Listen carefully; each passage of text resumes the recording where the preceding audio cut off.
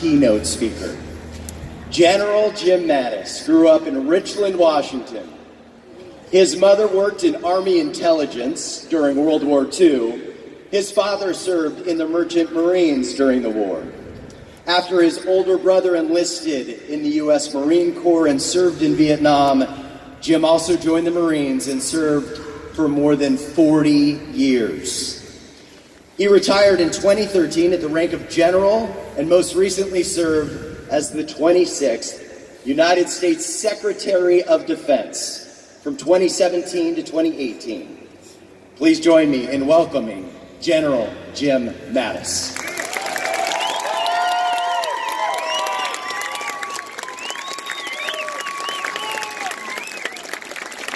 Thank you. Thank you, Matt. Thank you, ladies and gentlemen. As Matt said, I'm Washington bred and raised, and I would just tell you that I stand before you today with mixed emotions, having left Washington, D.C. and returned to the better Washington.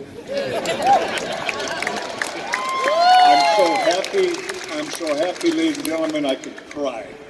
So thank you very much, Matt, for introducing me. Thank all of you for including me in the dedication of this stunning memorial.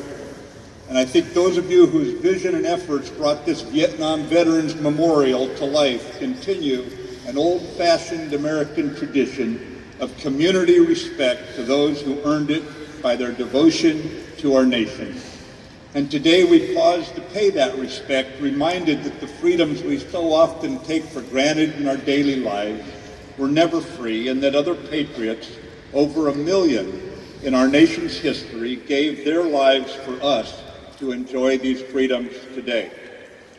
In his first inaugural address in 1861, President Abraham Lincoln described, and I quote, "the mystic cords of memory stretching from every battlefield and patriot grave to every living heart." So, ladies and gentlemen, I think that this memorial strengthens the mystic cords that connect this community to the veterans who gave their all to us. Those veterans whose service ensured freedom was just a word in the dictionary. This memorial binds our Vietnam experience to that of veterans since the birth of our nation's radical idea that a government of the people, by the people, and for the people will survive. Absent George Washington and his Revolutionary Army's grit, fighting for 6 long years despite being overmatched by the British Redcoats, we would never have the Constitution that we ratified after our war for independence, the same Constitution that our troops today have sworn to support and defend, the Constitution outlining the freedoms that today we often do take for granted. So even before we had a country, we owed a solemn debt to the veterans who fought to give us the opportunity for a national vision such as ours. In our Civil War, we corrected a birth defect in our nation's founding, that of slavery. That too was thanks to those who rallied to the flag that we might keep alive our experiment in democracy.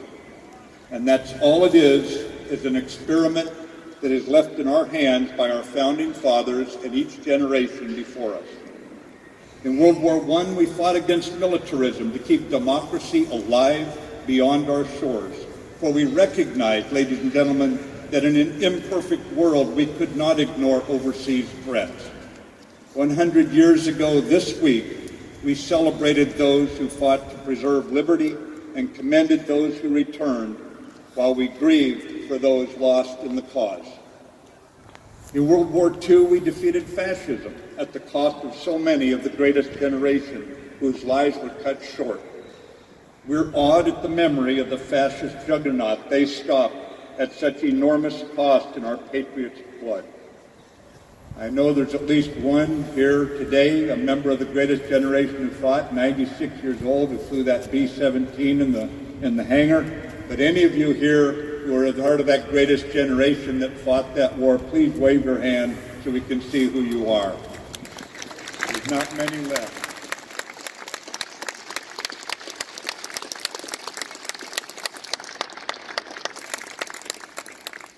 On On this Memorial Day, we remember as well those who fell in devastated Korea in the opening hot battles of the Cold War. And we remember that Soviet communism was held back by those who only 5 years after World War II answered their country's call, many for the second time in their young lives. For today is a time to remember that the thriving Republic of Korea democracy is also a memorial to our valiant troops and the tens of thousands of American families who lost their sons, fathers, brothers, and husbands. Give Korea that chance. Would any Korean War veterans please wave your hand so we can recognize you?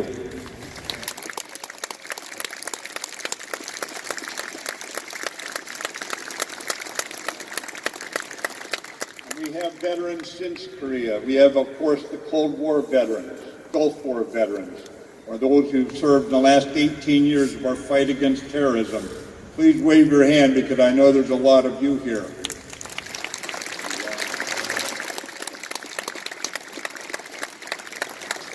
Surrounded by heroes we are today, but we especially stand today in total respect for our Medal of Honor recipients, those whose devotion to duty and comrades at the risk of life above and beyond the call of duty earned them our nation's highest honor. General Brady, Colonel Crandall, could you please stand, sir?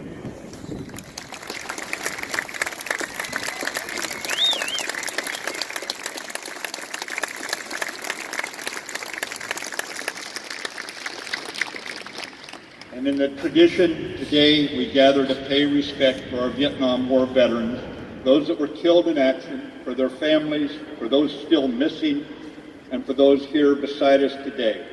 We gather in respect for all our Vietnam veterans, each and every one of you, including those who came home and too often failed to be recognized for their service, or even found contempt from a few to one generation's shame. Fortunately, that contempt never represented the majority of their fellow citizens' views.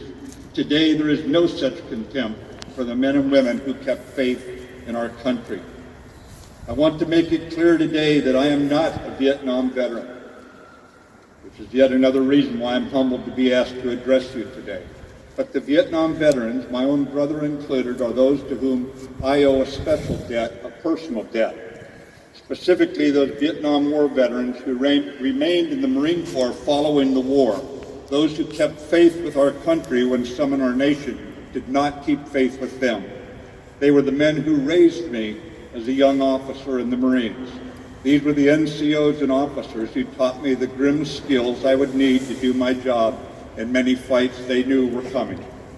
They were the hard whetstone who sharpened the Marines of my generation, preparing us for what they knew so well would await us on battlefields. And thanks to those Vietnam veterans, I would like to think that many of my troops came back alive because of what they instilled in me. But I am not alone. We all owe respect to you Vietnam veterans for your example of steadfast courage in the face of tough fighting, for your stoicism in the face of battle, as well as the challenges you found when you returned home, and for your patience until our country found its way back to self-respect. For the memorial here today is all about respect for every soldier, sailor, airman, Coast Guardsman, and Marine who answered their country's call and kept their honor clean by their selfless courage. Wherever one stands on the policy of the Vietnam War, surely we now recognize that those who went and fought deserve only respect for carrying out their patriotic chore.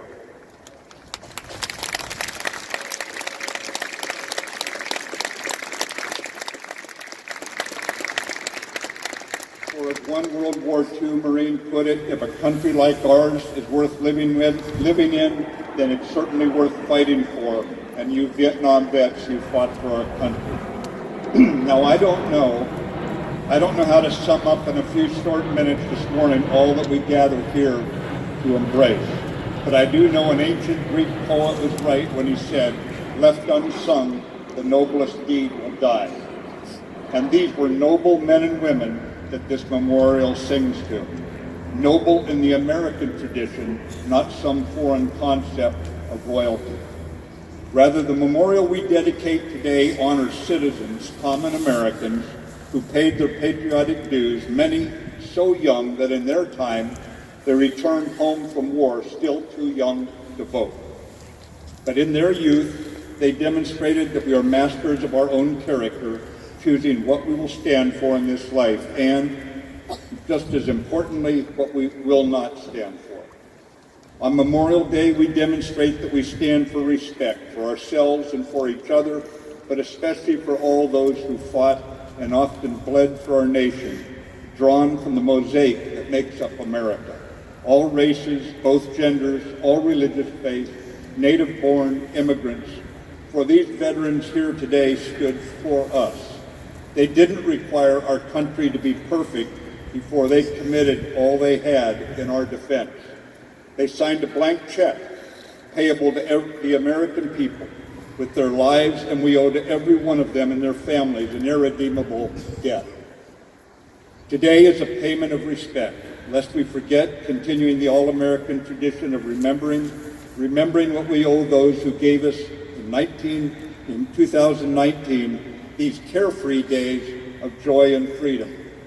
So to the Vietnam vets here today, it's my humbling honor to join you and to pay the respect of all your fellow citizens just because I got the honor of having the microphone.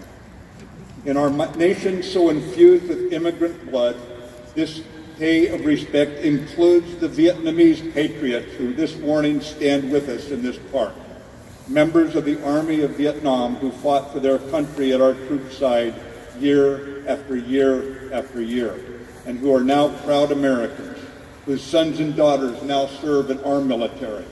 We join hands with respect for our Arvin comrades, nodding to each other as fellow warriors can. And from Alexander Dumas, I pass to each of you some borrowed words. Thank you. Pass some borrowed words to you that you should be satisfied, you Vietnam vets, with yourselves, and I quote, with no remorse for the past, confident regarding the present, and full of hope for the future. In war, you were good soldiers, and in peace, you have been wonderful citizens.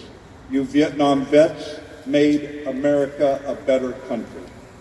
Thank you, and may God bless America in our future with men and women who follow the example of our magnificent Vietnam veterans, rallying to the flag in our time of need, meeting danger when our nation sends them to war, and living with respect for each other, such as you Vietnam veterans demonstrated on the battlefield when you were soldiers once and young.